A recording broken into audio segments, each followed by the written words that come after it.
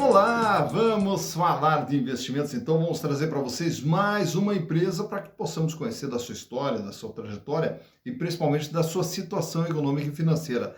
E vamos trazer mais uma empresa do setor financeiro, estamos falando aqui do Banco Paine. O Banco Paine que inclusive já passou aqui pelo canal, estamos atualizando as informações, até porque já saiu o balanço do dia 31 de dezembro de 2022. E atendendo aqui a solicitação dos nossos inscritos, no caso do Banco Paine, a solicitação veio do Jackson Luz. Ô Jackson, que bom ter você conosco. Muito obrigado pela participação, muito obrigado pela sugestão. E caso também vocês queiram outras empresas, basta entrar aqui, ó. Canal Silas Negraf, manda a sua sugestão, aproveita, faça a sua inscrição, dá o like, venha junto conosco construir e repartir conhecimentos.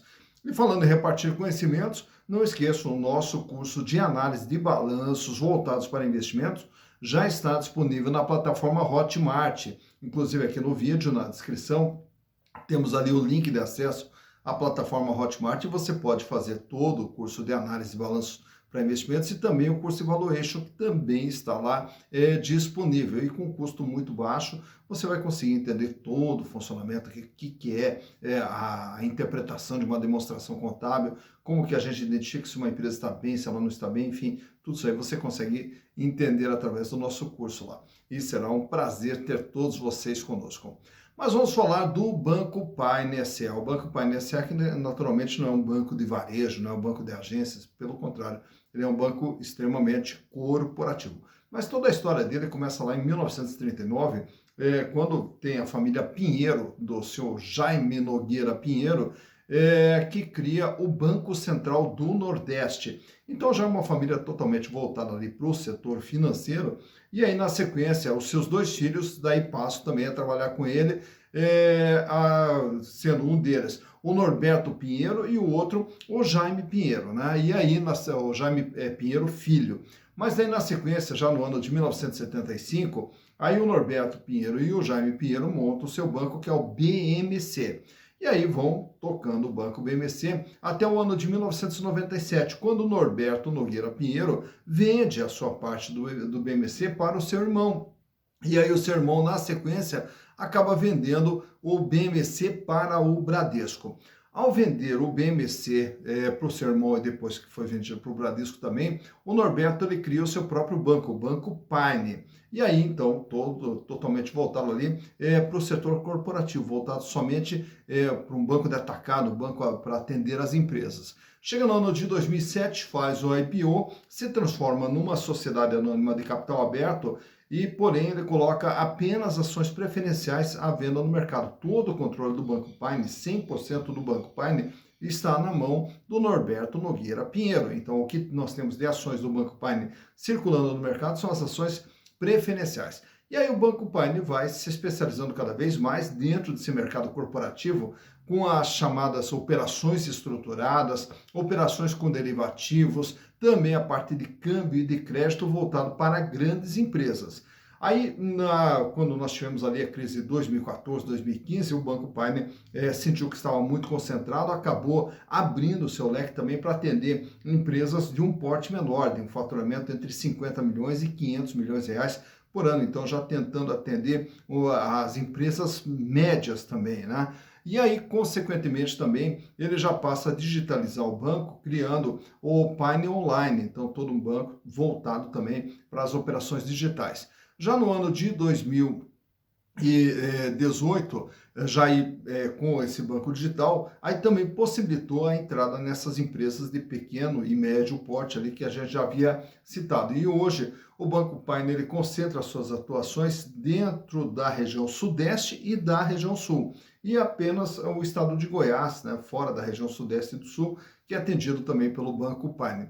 Mas para que possamos entender como que está a situação do Paine, trago para vocês aqui os balanços de 2019, 2020, 2021 e o balanço do dia 31 de dezembro de 2022. E através dos números vamos entender o que é o Banco Paine. Então, vamos aos números.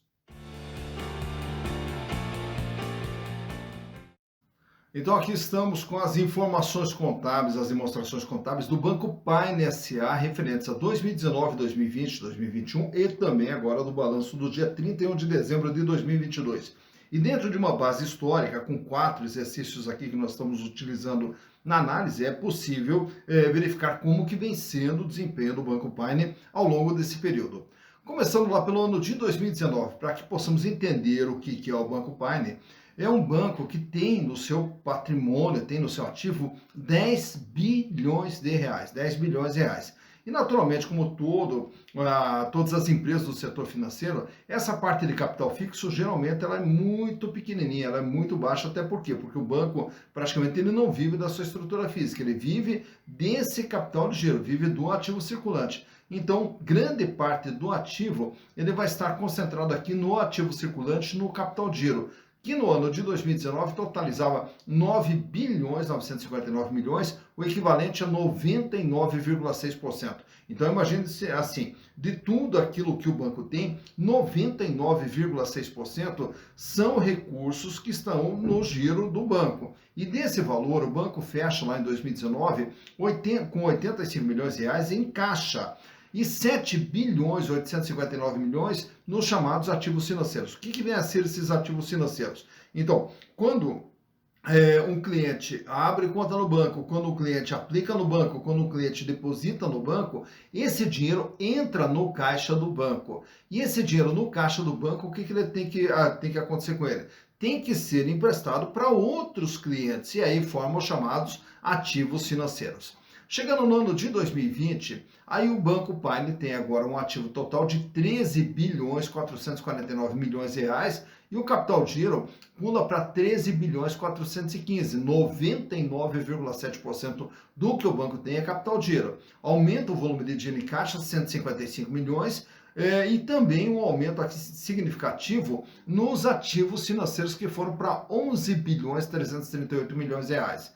Chegando em 2021, agora o banco é de 15 bilhões 263 milhões e o capital de giro 15 253. Então vejo que quase a totalidade do ativo do banco está aqui no capital de giro. Aumenta o volume de dinheiro em caixa 222 milhões e aumenta também os ativos financeiros que foram para 13 bilhões 590. Chegando em 2022, agora o banco é de 16 bilhões 313 e o capital de giro 16.300, 99,9%.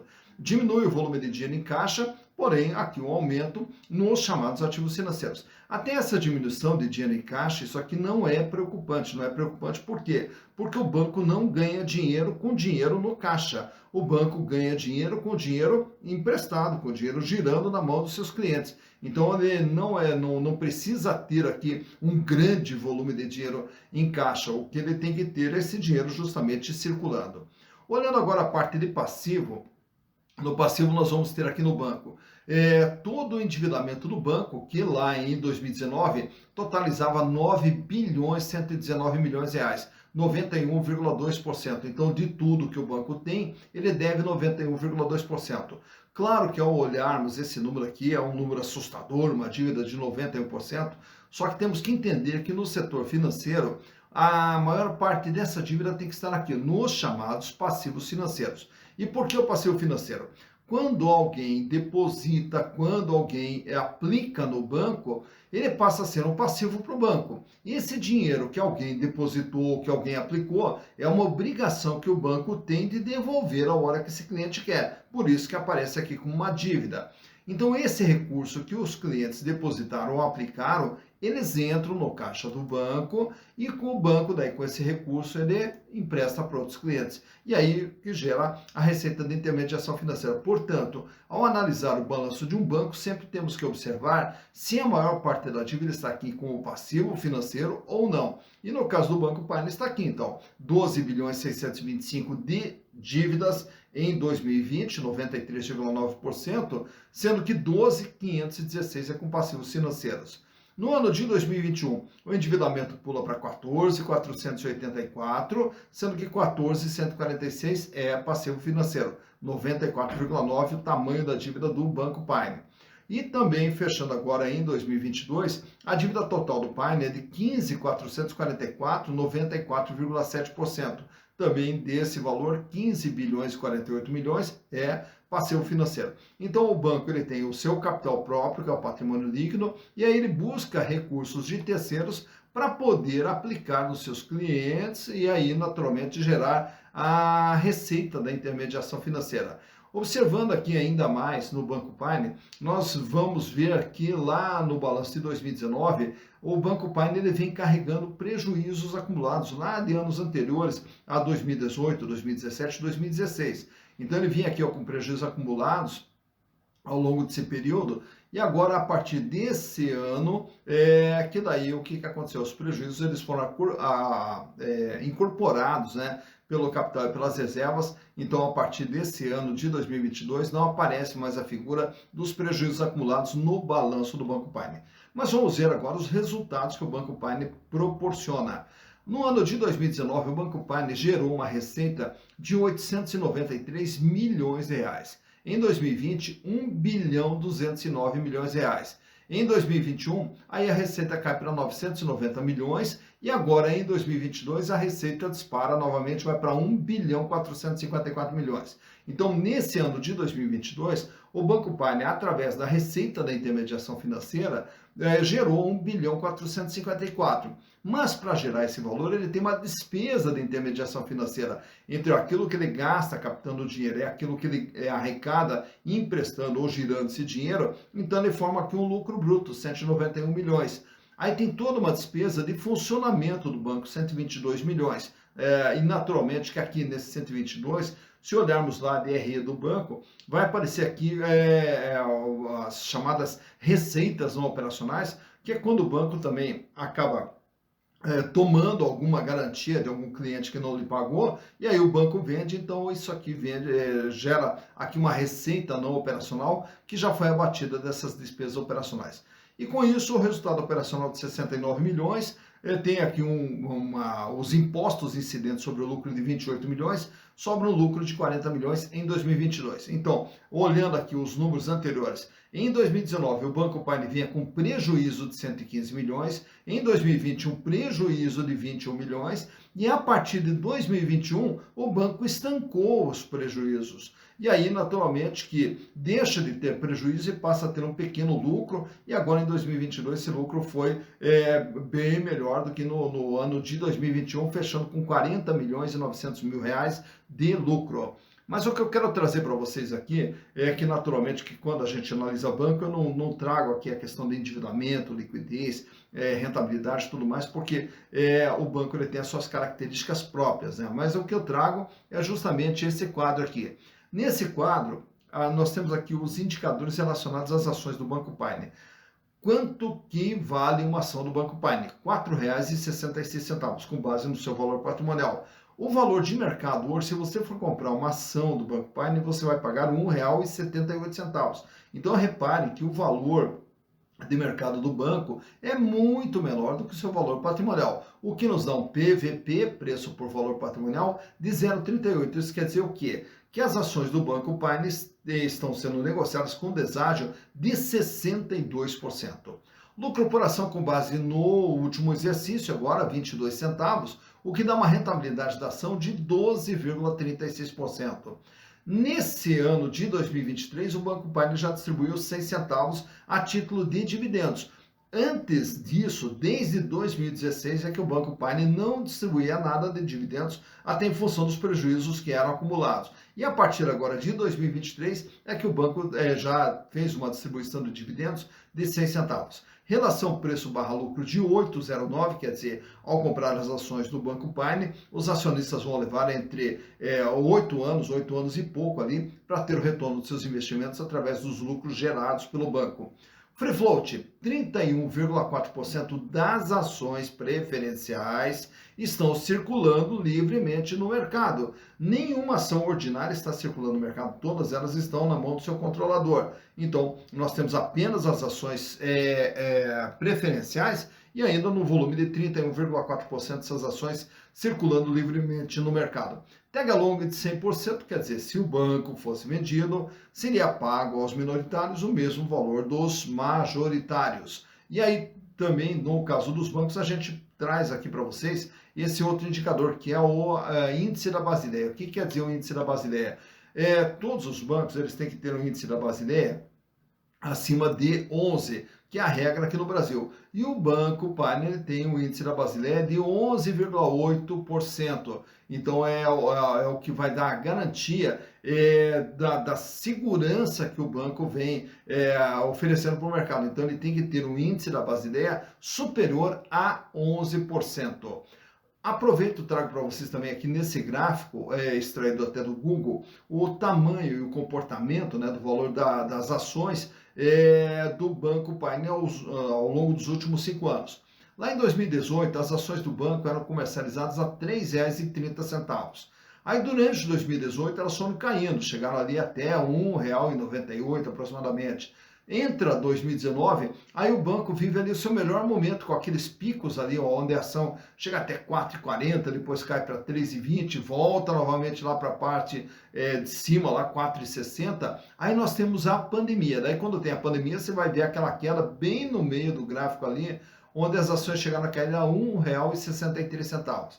Passando o efeito inicial da pandemia, as ações se recuperaram, porém não voltaram mais para a faixa dos R$ 4,00. Aí ficaram trafegando entre R$ 3,00, cairia até R$ 2,50 aproximadamente. Em 2021 ameaça ali uma subida para R$ 3,30, não se sustenta e começa uma série de quedas durante todo o ano de 2021 até a metade de 2022, quando as ações chegaram no seu ponto mínimo, R$ 1,02.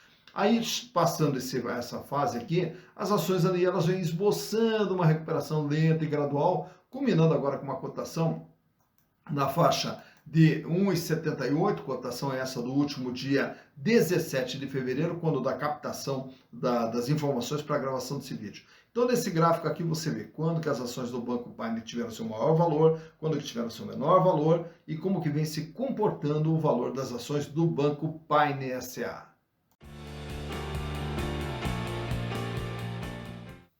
Tá, então, mais uma empresa analisada, Banco Pioneer S.A. O Banco Pioneer S.A., que, como a gente falou, tem apenas as ações preferenciais circulando no mercado. Todas as ações ordinárias estão concentradas na mão do seu controlador, do senhor Norberto Nogueira Pinheiro. E agora você já conhece também o que é o Banco Pioneer, o que ele faz, de onde ele vem e também para onde ele vai. E o importante sempre quando nós vamos fazer um investimento, é investir em alguma empresa, em comprar ações de alguma empresa, o importante é tomar essa decisão de forma consciente, saber aonde que nós estamos colocando o nosso dinheiro. Já que ganhar dinheiro é muito complicado, então nós temos que ter muito cuidado também na hora de fazer as nossas aplicações, né?